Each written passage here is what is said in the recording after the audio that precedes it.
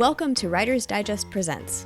Hosted by the editors of Writer's Digest, this monthly podcast features conversations with writing and publishing experts whose insights will help ignite your creative vision, hone your skills, build your platform, and get your work out into the world. Hello, and welcome to Writer's Digest Presents. I am content editor Michael Woodson, and today we are tackling a subject that I think will be an ongoing conversation for us writers for a while, and that is artificial intelligence. You know, in some ways, we use AI every single day. Whether it's asking the little computer voice in our devices to search that random piece of information that we just have to know the answer to, or if it's plugging in an address to get us from point A to point B. In its most pure form, AI on this level is really a collection of facts and information at our fingertips, hopefully to make our lives a little bit easier and sometimes a little bit safer. But what happens when AI seemingly starts to replace the creative process? What happens to artists and their art form? As I record this, the Writers Guild of America and the Screen Actors Guild are both still on strike for many reasons, one of which is the prevalence of AI in the entertainment industry, with writers and performers hoping to safeguard their creativity and their likeness so that AI cannot and will not replace them.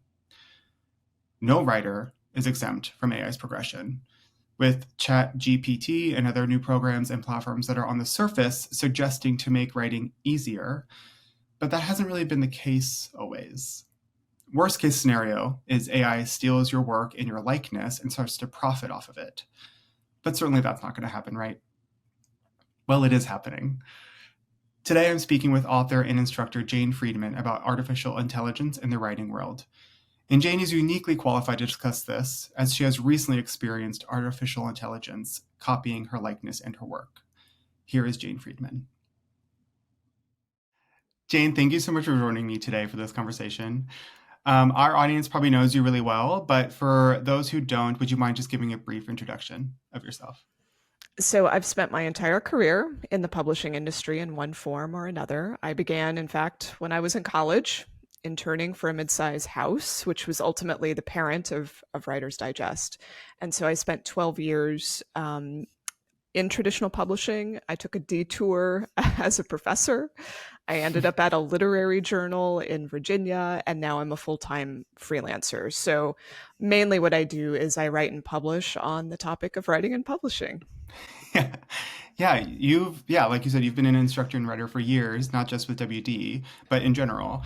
And given your experience, what were your initial thoughts upon first learning about, I guess, the latest iteration of AI, and in particular, what it might mean for writers and authors? So I wasn't surprised when I found fraudulent books on Amazon, because there have been fraudulent books on Amazon since like the beginning, basically, ever since at least the Kindle Direct platform was made available. And for those who aren't familiar with that platform, I think it's important to understand that anyone can create an account. Anyone can publish a book basically in less than a day. They're not going to stop you from publishing a bad book. There's, if it looks blatantly illegal, they'll stop it, like copyright infringement.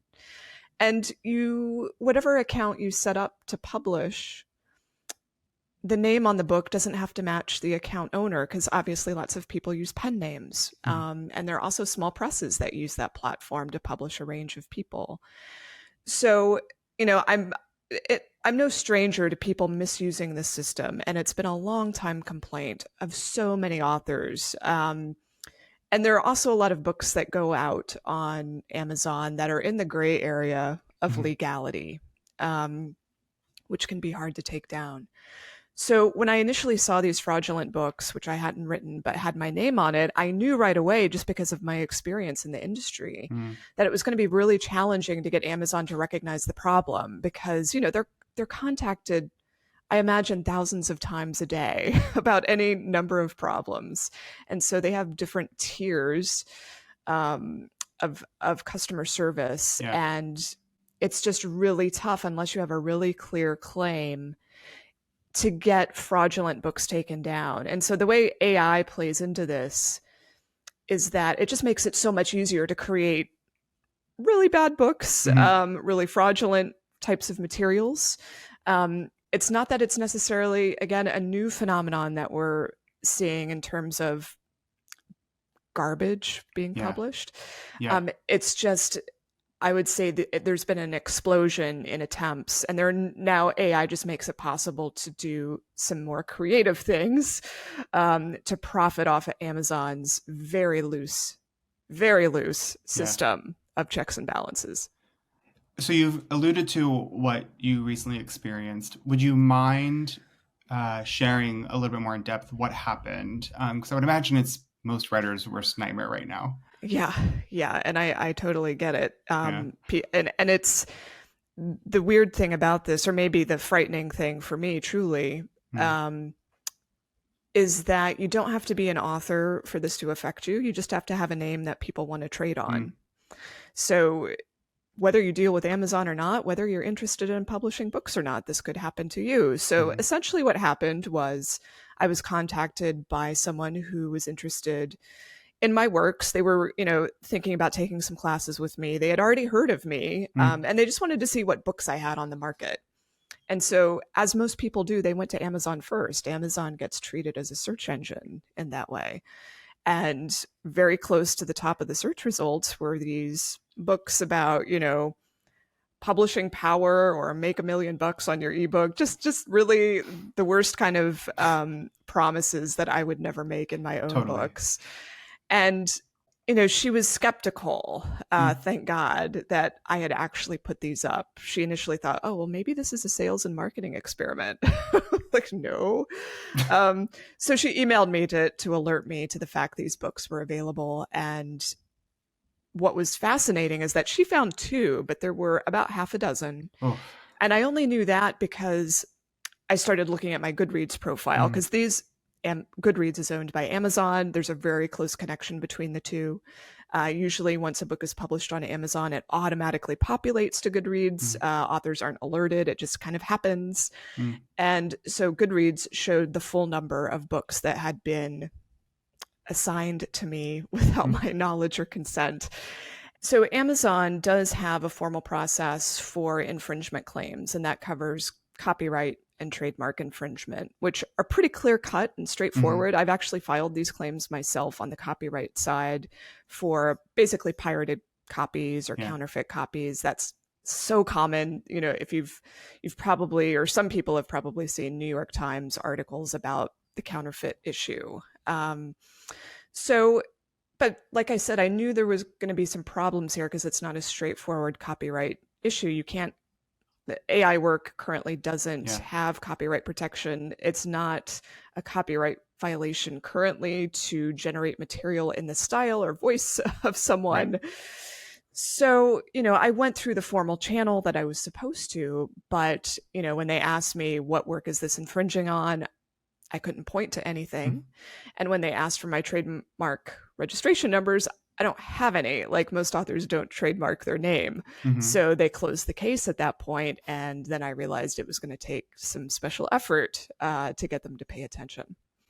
Yeah. Their response to it was kind of interesting. You had mentioned sort of customer service, and they approached it from like just seemingly a standard customer service issue, when it's, I think, a little bit more unique, unfortunately, and bigger than just a customer service problem. Right. You also mentioned that you were made aware of this because a reader happened to reach out to you. And exactly. I think that's like really frightening and fascinating. Do you think you would have noticed as soon as you did? No. I, in the grand scheme of things, my books are not a big part of what I do. Most of it's about my paid newsletter, my website and blog. The book's income is pretty low on the totem pole. Also, the last book I released was 6 years ago almost. So I'm not on top of Amazon or Goodreads. Sure.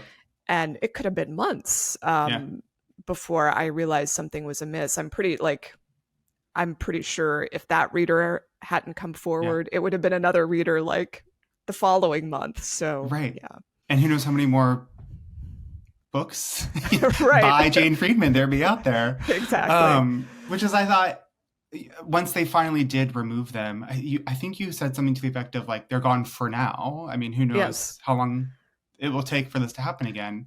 And I think that illustrates just how easy it is right now for AI to copy someone's likeness or their work and just get it out there. Yeah. Whether it's ChatGPT or the premium version or some of the other tools, I mean, everyone's got a tool now, right? Right. And some of them specialize in producing book-length work, and it doesn't take a lot of prompting. And it's not like the people who are doing this are interested in equality anyway, but at least now they have something that like looks feasible, whereas it might not have looked so feasible before to a consumer anyway. And it's interesting that you point out that AI generated work is not totally like new, and it's something that you've followed for years, and just this newest iteration is maybe the most pervasive. And in a lot of ways, we use AI every day in pretty casual ways, like asking, I'm afraid to say her name because she'll pop up, but asking the voice of my computer to help me find something, or like, I need to go to the airport, get me to the airport. But like, is there a way that you could describe that this is just different than that? This is different insofar as, especially with the large language models that power tools like ChatGPT, Jasper would be another example. They've been trained on countless works. And of course, this is the subject of many lawsuits at the moment. And so they're able to look like they are thinking, processing, like intelligent, even though it's just language prediction. It makes you think like there could be another person on the end. So they're able to mimic certain styles or voices, especially if they've been exposed to those from, the data set they've been fed.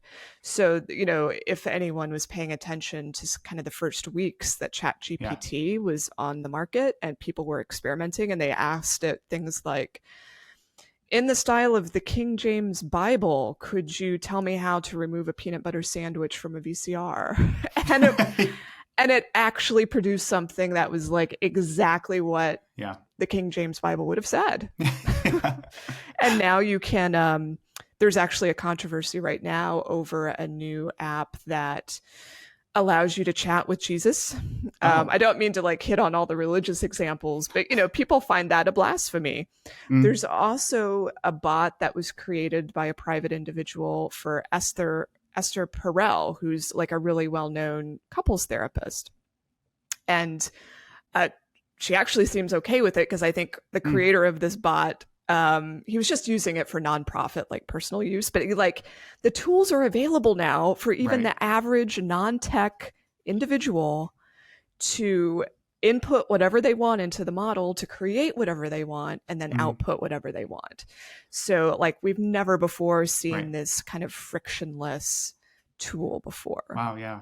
And I think there are some writers and creative people who are maybe hesitant to say whether or not they think this form of AI is good or bad yet. And I think the main argument there is what they're saying is that it's in its infancy in a lot of ways, so they don't want to cast judgment on it just yet. Right. What are your thoughts on that? Well, like any tool, it can be used for good or ill. And I think it does require, especially companies that are kind of at waypoints of the technology, to put some guardrails in place. And this is why I came down so hard on Amazon, because they're one of these really important waypoints where people can do bad things with the results of this technology.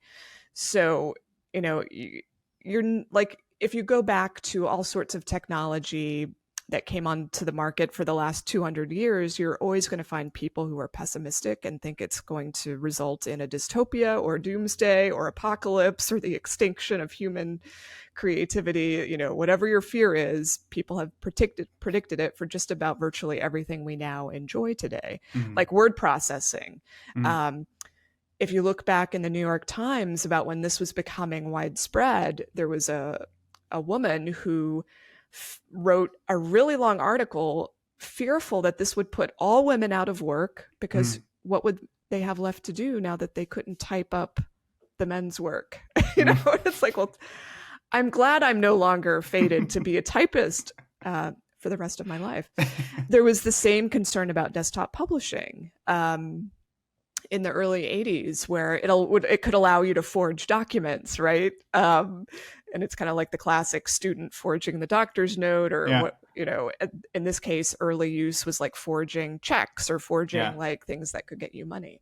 So you're going to see this pattern again and again and again. And that's why I'm not, even despite what has happened, I'm not anti-AI. I'm not pessimistic about the technology. I think ultimately we're going to figure it out. Yeah. But there is going to be a lot of pain and gnashing of teeth and outrage as we find some sort of equilibrium here. Yeah. Well, and I think we're seeing that across industries where, SAG and WGA are on strike in part because of AI. And that really kind of segues into one of my last questions, is basically like bearing in mind what you experienced and your general understanding of AI. Where do you sit with AI right now? I would like to see companies like Amazon put protections in place to avoid the blatant abuses. I would like to see authors, all creative people's moral rights respected. So giving them the choice of whether or not they want their work informing these models or used in any way. I think they ought to be given, they shouldn't have to opt out. It shouldn't be an automatic opt-in process. Right. So that's kind of what I mean by moral rights, which are stronger in the EU, unfortunately, than they are in the US. I'd like to see greater transparency with the companies that develop these models about how they were trained. I remember back when Wikipedia was considered a scourge. And, seriously, I've actually been thinking about that a lot with this conversation. Yes. And, it kind of was not particularly trustworthy in the beginning, but it found its footing, and everything at Wikipedia now is sourced for the most part. And if it's not sourced, it's called out right there for you to see. So I feel like we're going to have more of that surrounding these tools, one hopes. There's got to be some legislation. And I don't want to see these AI companies be the only ones who profit, obviously. Totally. And I think that's one of the reasons that authors and other unions and guilds are speaking out now. They're trying to get ahead of this before too much damage gets done. And do you think that, I guess this is really just your opinion now, do you think that this will change the way writers start to safeguard their work? Like, the pressure is on these platforms and these companies. In the meantime, like what are writers able to do to safeguard themselves and their work? Right. Unfortunately, there's not a lot of protection at the moment, and that's why I'm trying so hard to spread the word. There's the trademark issue, which provides very narrow protection. And by that, I mean, people share the same name. So you can't... My dad's name is my name. Yes. So like if you both want to publish books, that needs to be possible. So if you do get a trademark for the name that you publish under, by definition, it's going to have to be very narrow. And you can't infringe on anyone else's rights. If you get a trademark, like prevent them from doing what they would ordinarily do. So I don't think that's like the ultimate, solution here, but I do think it offers something that can be done. And I'm certainly considering it for my work, and not necessarily because of the books, but because I do so much online, and my name could be used in countless ways that I don't consent to for online materials. And so I want to have some recourse, because copyright isn't it. Current copyright laws are starting to get behind where they need to be. And I'm not saying that we need stronger copyright protection necessarily. I'm just saying that no one knows what copyright protections should be related to AI. The laws were written before anyone could really Right. conceive of the possibilities. Right. So I think it's going to have to evolve in some way that offers greater protection. Absolutely. Yeah, the technology moved a lot faster than any of us imagined. Yes, it did. Well, thank you so much, Jane. This is really helpful, and actually really helpful to see that there is a little bit of, more than a little, I want to say, there's still some optimism coming from you about all of this. It doesn't have to be the worst possible thing that happened to a writer. I do think writers are, at least our audience is a little bit at sea with what to feel about it. Yeah, and I get it. There are a lot of unknowns, but I don't think that being fearful or anxious, I don't think that's going to offer any protection. There's no way to really avoid this issue. You can't stick your head in the sand about it. You can't go off to a cave. I've seen some people say, well, I just won't publish on Amazon, or I won't publish at all. But gosh, that seems counterproductive if you want to be a writer and author. I would say whatever your plans were prior to AI, keep those plans. But just be smart, keep your eye out, look for opportunities to protect yourself when you can, and realize that everyone is in the same boat as you. You're not alone. Totally. Jane, thank you so much. Where can people find you online? JaneFriedman.com. It's still the real me. You can find all my resources there. Wonderful. Thank you. Thank you for listening to Writer's Digest Presents. Follow us on social media at Writer's Digest, and head to writersdigest.com for more perspectives on artificial intelligence in the writing world. Join us next month, where we'll be in conversation with author Rob Hart about his novel, The Paradox Hotel.